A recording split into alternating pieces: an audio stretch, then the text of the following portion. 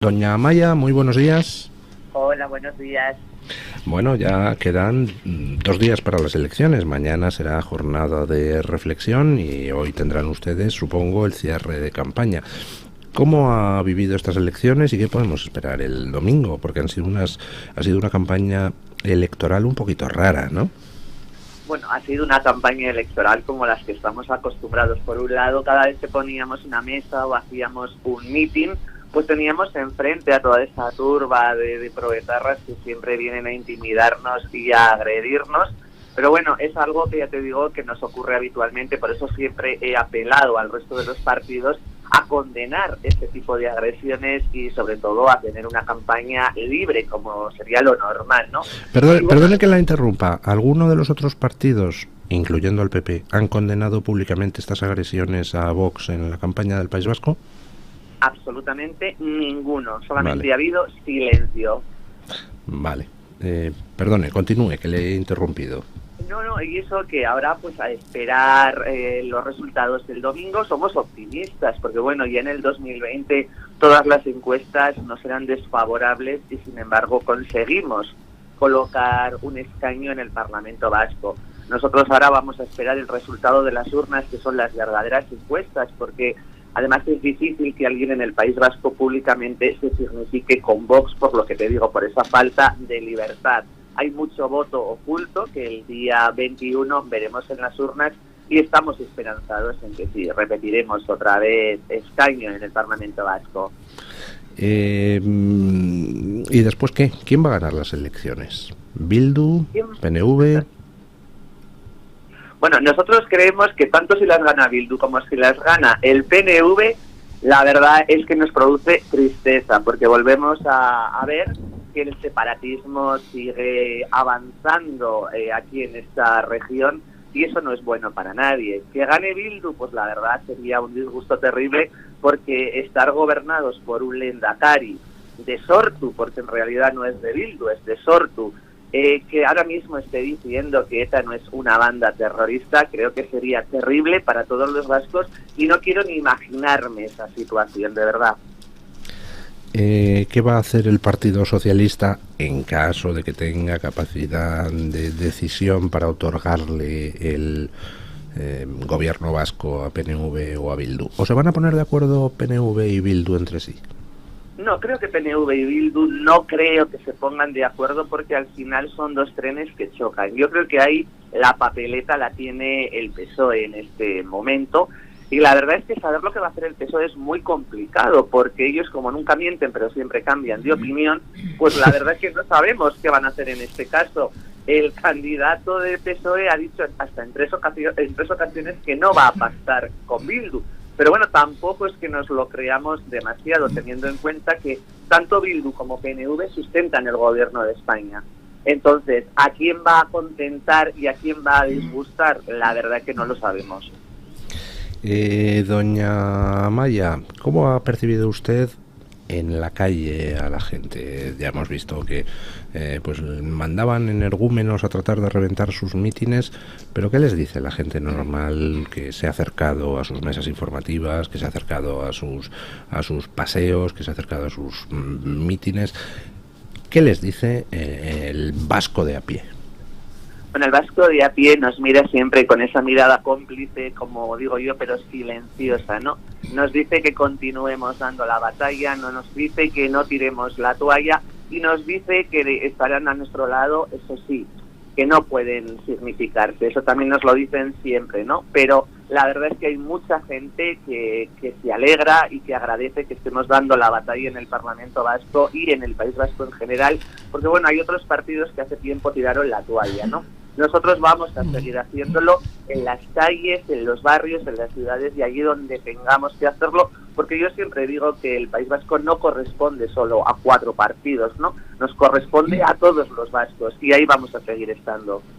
¿Se atreve? Dos últimas preguntas y le dejo a don Asís Timmermans y a doña Rebeca Crespo que le pregunten.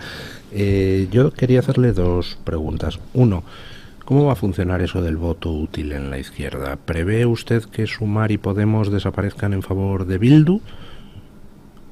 Bueno, yo que he estado 4 años en el Parlamento Vasco y he visto el modus operandi de Bildu y de Podemos, te puedo decir que es que son lo mismo en el País Vasco. Siempre han votado lo mismo, siempre han acordado lo mismo y siempre han estado de acuerdo en lo mismo. Es más, siempre hemos dicho que Bildu se ha podemizado, ¿no?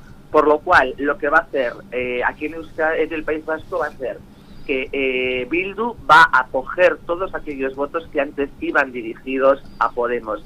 Y Sumar, pues la verdad que es una fuerza que ha entrado ahora, que ha sido una separación de Podemos, y no te puedo decir qué fuerza tendrá, pero en encuestas desde luego no tiene mucha fuerza aquí. Por lo mismo, porque es que al final son partidos que dicen lo mismo. El que vota a Bildu vota a Podemos, vota a Sumar, es decir, yo creo que va a haber más aglutinación de votos al final en Bildu.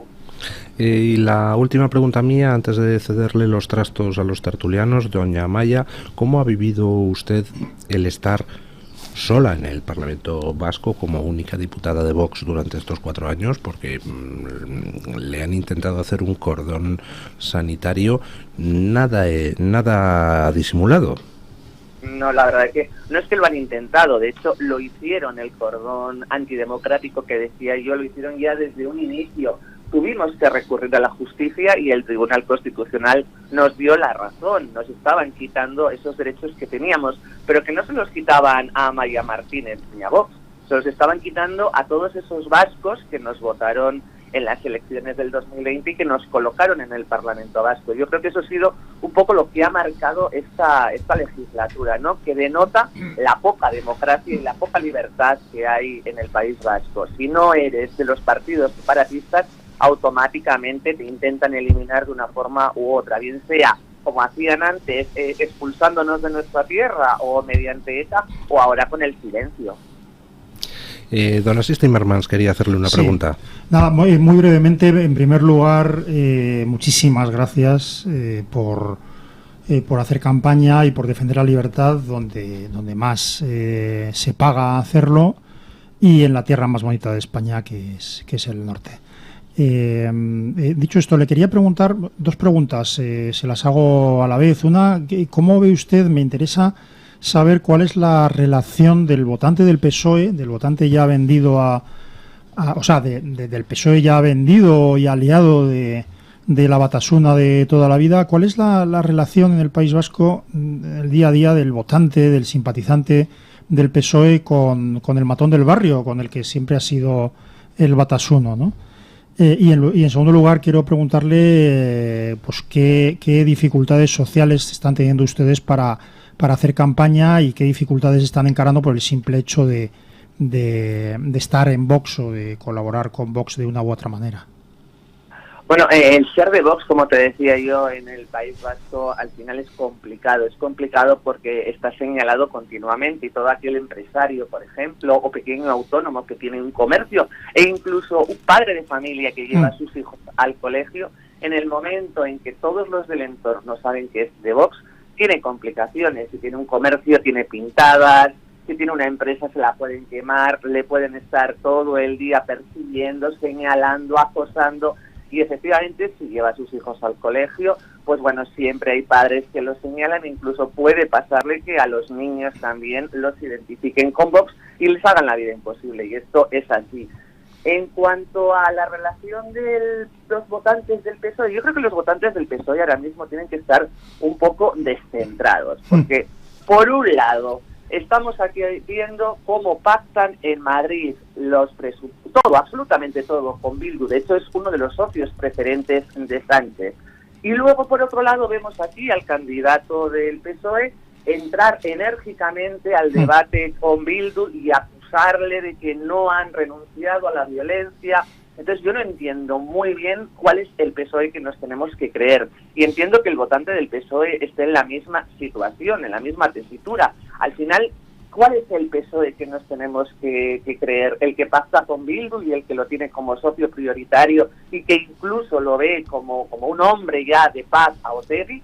¿O este otro PSOE que nos venden en el País Vasco, que afronta a Bildu y le dice que tiene que condenar la violencia? No lo tenemos claro, pero creo que el votante del PSOE ahora mismo tiene que tener un dilema a la hora de echar el voto en la urna, porque no va a saber qué va a hacer ese partido al que está votando el día 21 de abril cuando se abran las urnas y puedan ser decisivos en el gobierno. No tienen muy claro qué es lo que va a hacer. Yo creo que un votante que vota a un partido que no le da esa seguridad tiene un problema, porque realmente lo que tienes que hacer es votar con seguridad, saber que el día 21 lo que ha dicho el candidato de ese partido es lo que se va a hacer. Y en eso en Vox lo tenemos muy claro. Desde el principio hemos dicho que no vamos a pactar con Bildu, pero que tampoco pactaríamos con un PNV o un PSOE, que son los que han allanado y blanqueado a Bildu para que hoy en día esté en el puesto que está. Yo creo que eso es lo que hay que dar, certeza al votante. Y el votante del PSOE tiene de todo menos certezas en este momento. Doña Rebeca Crespo. ¿Qué tal? Buenos días, Amaya. Quería saber cómo habéis visto, no sé si habéis podido hablar con ciudadanos vascos que os hayan trasladado, qué les parece la aprobación en plena campaña en el País Vasco de esa ILP para la regularización de 500.000 inmigrantes ilegales, sobre todo teniendo en cuenta que el País Vasco es una de las regiones también más afectadas, ¿no?, por el asunto de la inmigración, que hay varios sitios en los que también se están implantando centros de menas, ¿no?, y que me consta que los vecinos no están muy contentos, y no sé si os han trasladado qué les parece ahora que se haya aprobado esa ILP. Bueno, pues yo entiendo que no les parecerá bien, efectivamente. Estamos viendo que la inmigración ilegal además es un problema también en el País Vasco, ya que aquí tenemos verdaderos retos. En Vitoria tenemos el barrio de Aldave. El otro día estuvimos haciendo un mitin en el barrio de San Francisco, en Bilbao, en el que yo pensaba que era extranjera en mi propia tierra, y aparte tuvimos que ver cómo nos insultaban, nos agredían, ya no solo los adversales, sino ahora también los inmigrantes, ¿no? Creo que es un problema muy grave, y que además muchos de estos partidos que, como decimos, se consideran muy vascos, no están haciendo absolutamente nada por sus vecinos vascos, y menos ahora aprobando, como dices, esta ley para regularizar más de 500.000 inmigrantes ilegales que no sabemos quiénes son, que no sabemos de dónde vienen y que no sabemos qué antecedentes penales tienen. ¿Por qué? Pues porque ahora mismo vemos que la inmigración en nuestros barrios, esa inmigración ilegal y desordenada, está generando delincuencia y está destrozando la convivencia, y esto es así. Aparte, está generando también degradación y supone, no se nos olvide, un elevado coste económico que sale del bolsillo de todos los ciudadanos, y esto es muy, muy importante. Y además, ayer oíamos una noticia de cómo un inmigrante magrebí en este caso, había agredido a una niña de 4 años en Guecho. Un inmigrante que tenía orden de expulsión desde hacía un año y que en marzo también había agredido a una mujer, a una chica en Baracaldo. Es decir, un inmigrante reincidente que tenía orden de expulsión desde hace un año, y yo me pregunto qué hacía en las calles del País Vasco, porque si esa orden de expulsión se hubiera hecho como se tenía que hacer, la familia de esa niña hoy no estaría sufriendo, porque ese individuo, ese monstruo, porque al final es un monstruo, estaría en su país y no aquí. Doña Ángeles Ribes, le quiero hacer la última pregunta, ya la dejamos libre para que retome usted su agenda, que seguro que es intensísima hoy. Sí. Muy buenos días. Primero, enhorabuena por plantar batalla en un sitio tan complicado. Yo conozco muy bien, no la lucha que se lleva en el País Vasco, sino la que hemos llevado algunos en Cataluña, y las dificultades que entraña precisamente el hacer una campaña a pie de calle, con todo en contra y con una probabilidad de agresiones, de abucheos y de ninguneos grandes. Pero aún así, la única forma realmente de llegar al electorado y de cambiar las cosas es yendo a todos y cada uno de los municipios.